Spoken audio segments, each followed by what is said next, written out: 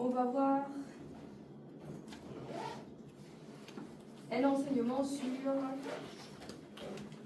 la délivrance du juste. La délivrance du juste.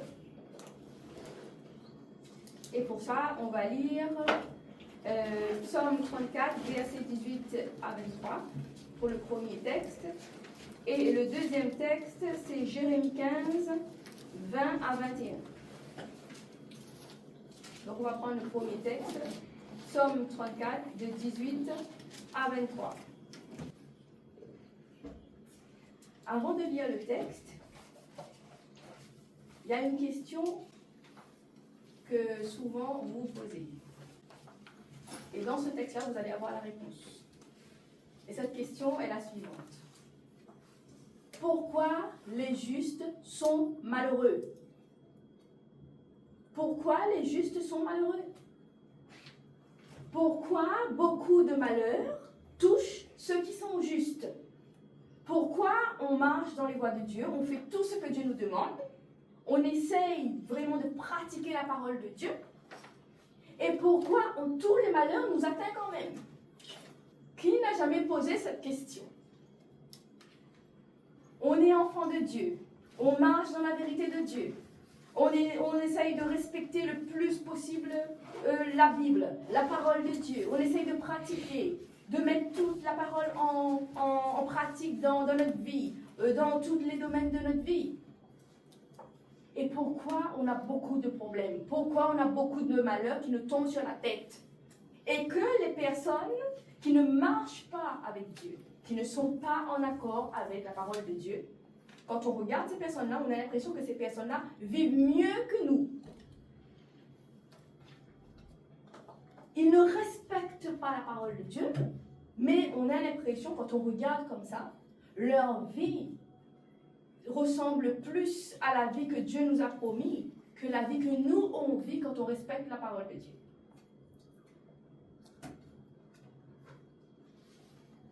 Pourquoi?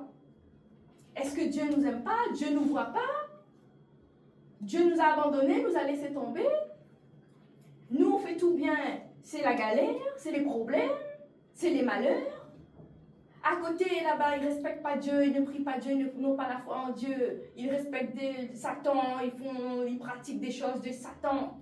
Là-bas, ils ont tout ce que vous voulez, que vous avez demandé à Dieu et que c'est l'autre à côté qui reçoit tout. Est-ce que Dieu nous a oubliés? Nous avons un grand Dieu, alors pourquoi? Pourquoi? Il y a un problème. C'est ce qu'on se dit souvent. Pourquoi nous? Est-ce qu'on a fait quelque chose de mal? Est-ce qu'il y a quelque chose qu'on n'a pas fait, qu'on n'a pas compris? Pourquoi la raison? Est-ce que nous, quand on fait la volonté de Dieu, on a beaucoup de problèmes. On est malheureux dans tous les sens.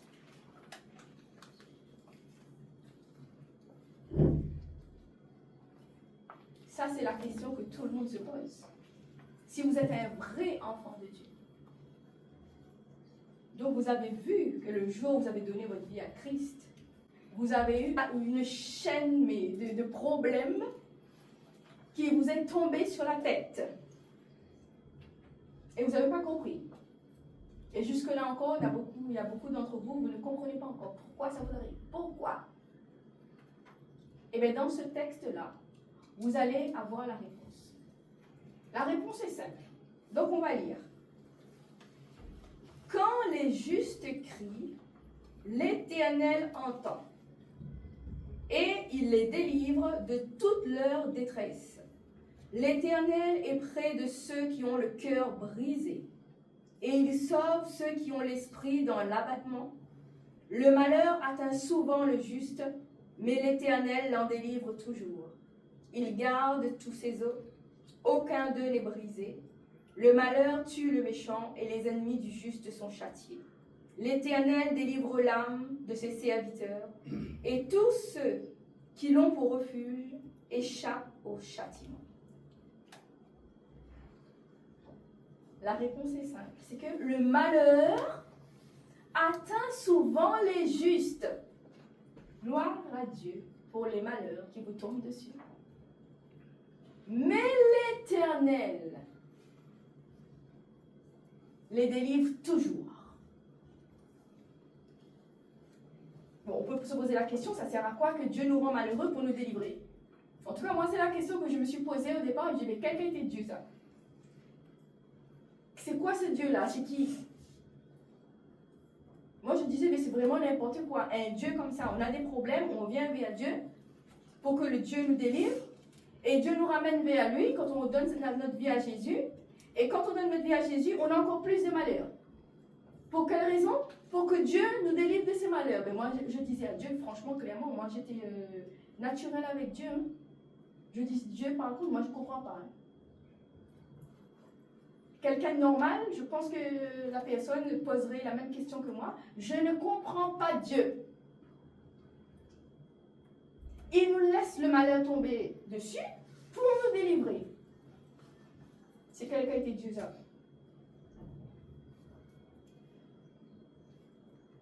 On peut penser que tous les malheurs qui nous arrivent, c'est de Dieu là.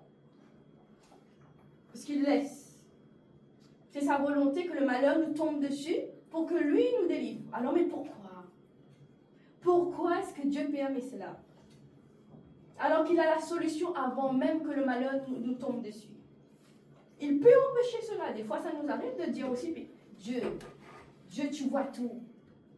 Alors pourquoi tu laisses cette chose-là matin? Pourquoi est-ce que cette situation-là est venue dans ma vie? Tu es capable de tout. Tu peux arrêter cette situation avant que ça me tombe dessus pour me rendre malheureux. Alors pourquoi Dieu ne le fait pas? Est-ce que Dieu aime s'amuser avec nous? Est-ce que Dieu aime nous voir souffrir? En tout cas, c'est les questions que moi je me posais. Donc je vous pose aussi les mêmes questions. Oui, est-ce que Dieu aime nous voir malheureux? À ce point-là? Ça l'amuse de nous voir souffrir, alors qu'il peut arrêter, il peut empêcher même les malheurs qui nous tombent dessus de nous atteindre avant même que ça nous atteigne. Alors, c'est quoi la volonté de Dieu?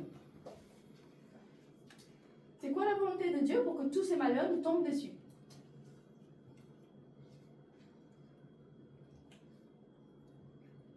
Maintenant, je vous donne la réponse. C'est quoi la volonté de Dieu? D'abord, qu'est-ce qu'un juste?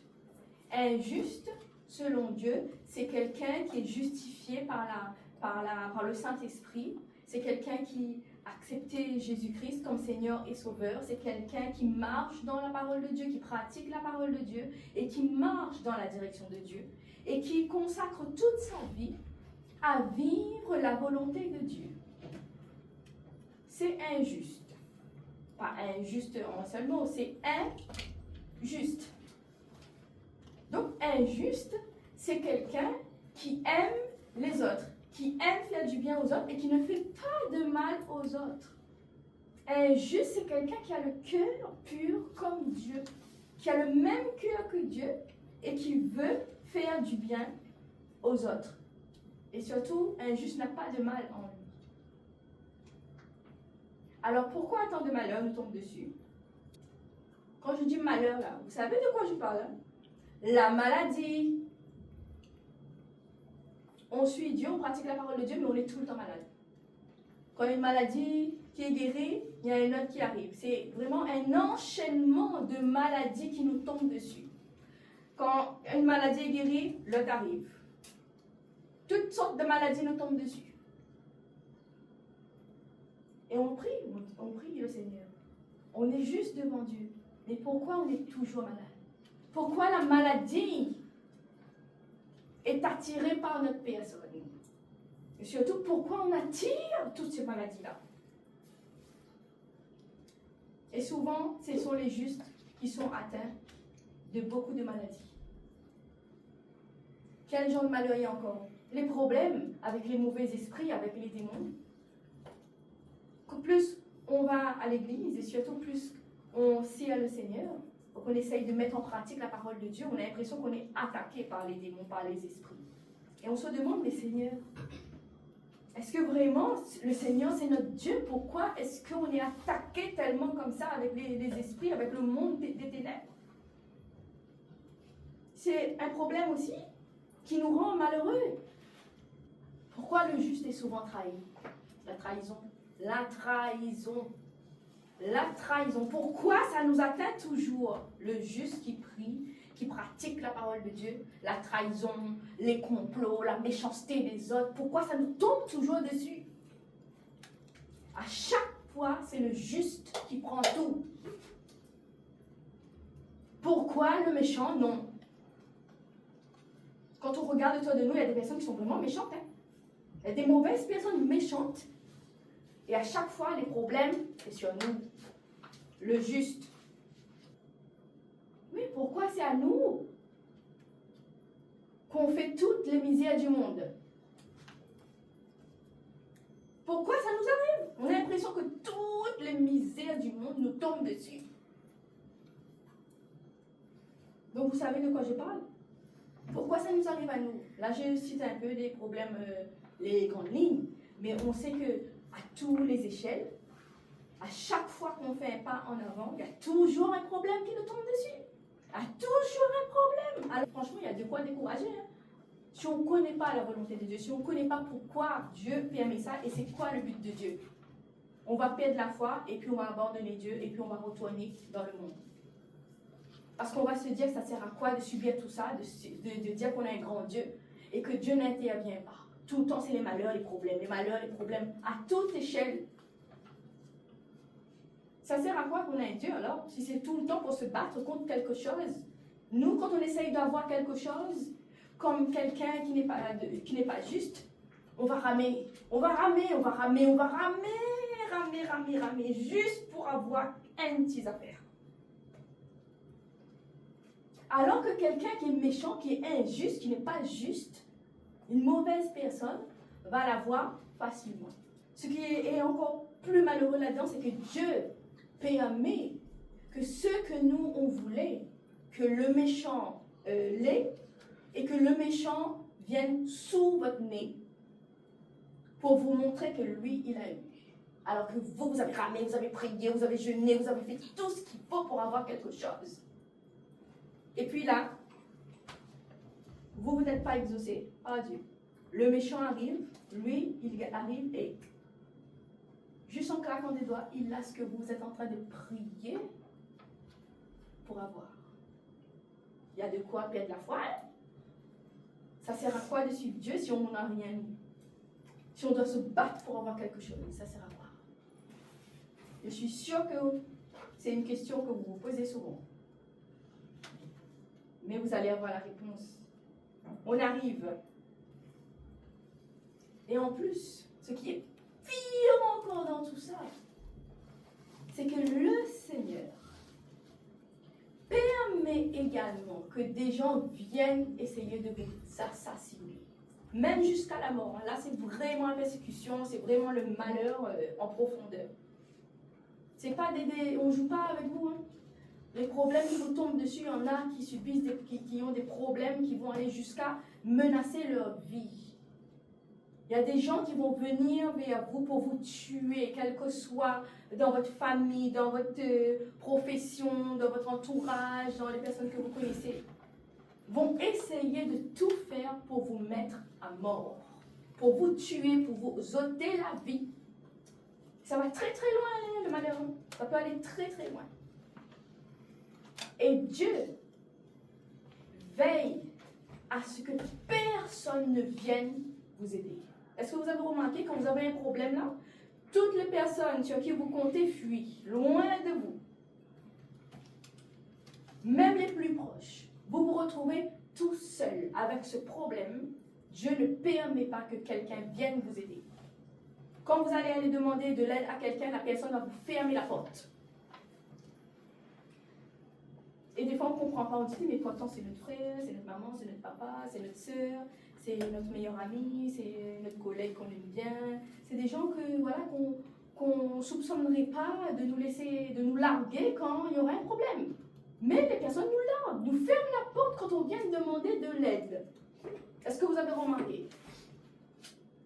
Même les personnes que nous on considère plus précieuses pour nous, quand on va demander de l'aide à ces personnes-là, la personne-là nous ferme la porte au nez. Donc on se retrouve tout seul. Pour quelle raison? Dieu est méchant, hein?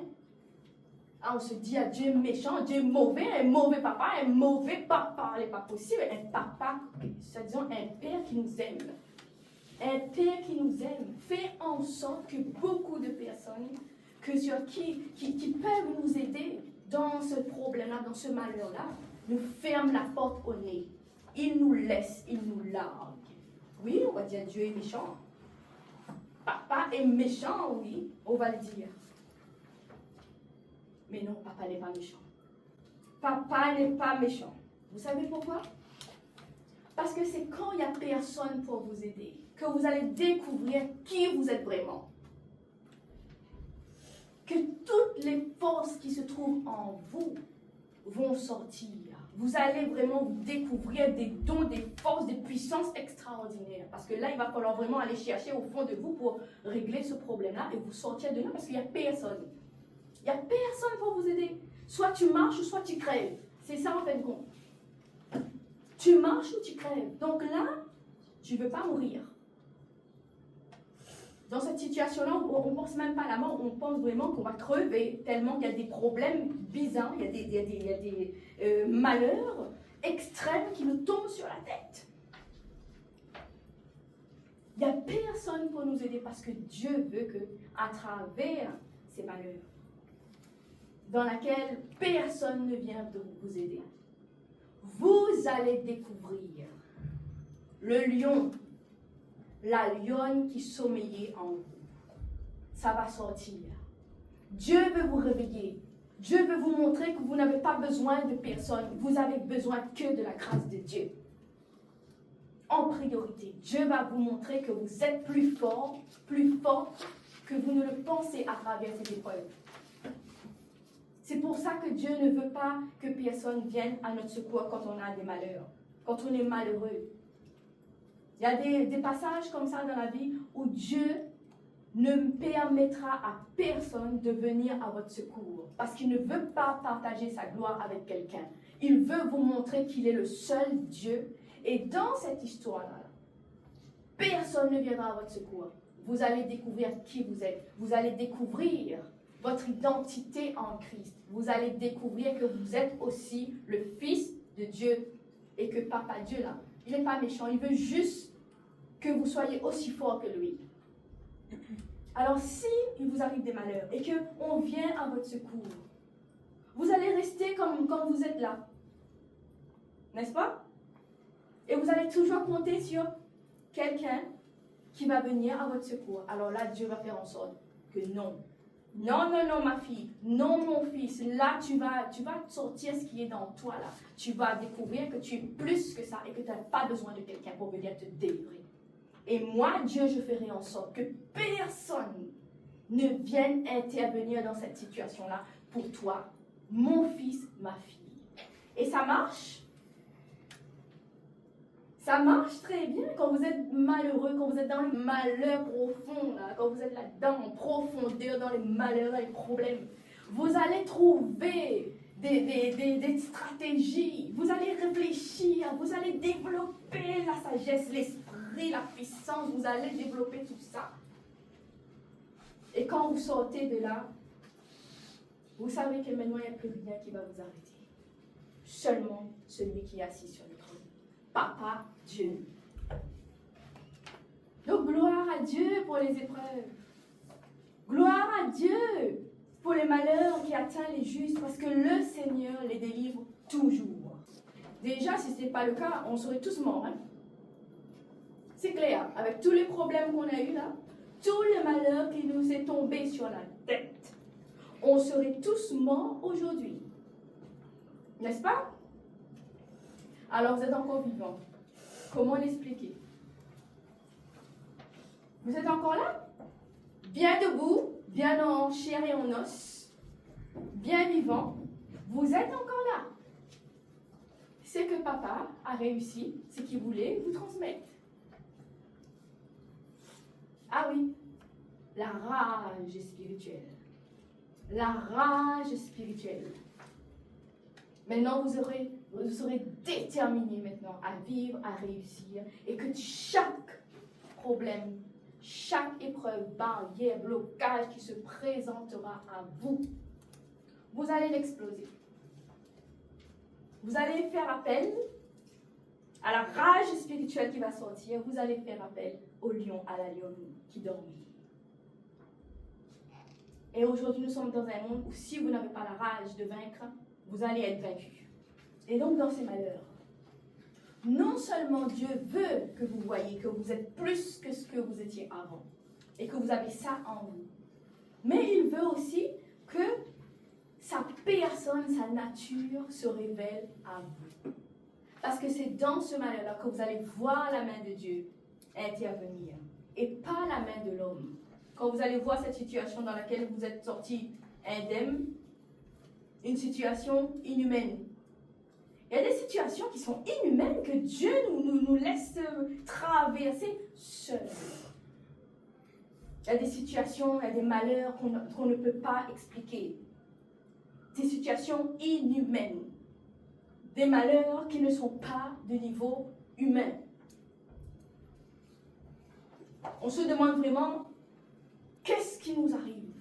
C'est quoi ce problème? On a vu des problèmes, on connaît les problèmes humains, mais là, cette situation-là, c'est quoi cette situation-là? Comment on explique ça? C'est inexplicable, humainement inexplicable. Alors comment on a fait pour traverser, pour résister, pour avoir vraiment sorti de cette situation-là? Encore en vie. Et quand on prend du recul, franchement, on voit dans quoi on était là. Ça, c'est pas un homme, ça. C'est pas un homme, ce n'est pas une situation humaine. Ça, c'est une situation divine que Dieu a permis pour voir la main de Dieu intervenir dans votre vie. Et cette situation-là va vous servir de témoignage. Vous allez vous appuyer dessus pour aller plus loin et pour comprendre qu'il n'y a plus rien d'humain sur cette terre qui peut vous arrêter. Vous avez survécu à cette situation-là. Alors cette situation-là qui est présente aujourd'hui va vous arrêter? Non. Non. Et Dieu va vous permettre de vivre des situations malheureuses, très profondes, très extrêmes, pour faire vraiment ressortir la hauteur spirituelle que vous avez cachée en vous. Plus vous allez découvrir, vous allez expérimenter surtout, plus vous allez traverser des épreuves terribles, extrêmes, jusqu'à l'agonie ou presque mort, jusqu'à votre dernier souffle, et bien plus vous allez comprendre que Dieu vous appelle à une hauteur très élevée dans le spirituel. C'est dans cette traversée qu'on peut aussi appeler traversée du désert que vous allez vraiment voir que vous avez un Dieu et vous allez découvrir qui est ce Dieu-là. Ça va vous permettre de connaître la nature, la profondeur de Dieu à travers ces épreuves. On ressort vivant de cette épreuve, mais on ne ressort pas de la même manière quand on est entré. Et surtout, il y a des situations, là on voit vraiment la gloire de Dieu. Dieu va permettre que quelqu'un de très haut placé, c'est-à-dire spirituellement, administrativement, vienne vous combattre. Et vous serez le malheureux, le juste, qui n'est placé nulle part, et qui spirituellement, personne ne va vous craindre, parce qu'on ne vous connaît pas. Mais face à cette personne-là, Dieu va vous montrer sa gloire et qu'il est votre Dieu. Quand on regarde, Dieu va faire en sorte que vous allez rencontrer des pharaons. Pharaon a le pouvoir de tout. Et vous, esclaves, vous n'avez aucun pouvoir. Aucun pouvoir. Alors lorsque vous serez devant Pharaon, vous serez à la merci normalement de Pharaon. Mais Dieu va faire en sorte que la personne qui vient pour vous briser, pour vous casser, cette personne-là aura l'autorité que vous n'avez pas. Et face à quelqu'un comme ça, vous allez sortir indemne, vous allez gagner. Parce que Dieu veut vraiment confondre vos ennemis, quel que soit leur statut sur cette terre. Et ça, c'est la gloire de Dieu. Franchement, je vous souhaite de vivre ça si ce n'est pas encore déjà arrivé. De vous retrouver dans une situation avec une autorité, une personne qui détient l'autorité que vous n'avez pas. cette personne-là se retrouvera dans la situation, vraiment dans la position de Pharaon sur vous. Et vous, vous êtes esclave. Vous n'avez aucun droit, aucune autorité, rien, aucun pouvoir. Et lui, et elle, cette personne-là aura tous les pouvoirs sur vous. Elle aura le pouvoir de vous dégager. Elle aura le pouvoir de vous mettre à la porte. Elle aura le pouvoir de vous mettre à la porte de chez vous-même. Elle aura le pouvoir de vous mettre à la porte de votre travail. Elle aura le pouvoir de dégager tout, de mettre votre vie à néant. Et vous serez là, vous ne pourrez rien faire parce que vous n'avez rien, aucun pouvoir. Mais par la gloire de Dieu, Dieu va confondre cette personne-là. Donc Dieu va utiliser ces situations pour confondre vos ennemis. Parce que quand les personnes viennent vous voir, ils pensent que déjà, parce qu'ils vous regardent le paraître. Ils vont voir l'extérieur, le paraître. Et surtout, eux, ils vont vraiment se fonder, s'appuyer sur leur statut, leur pouvoir sur la terre, leur pouvoir humain. Et donc, quand la personne se compare à vous, vous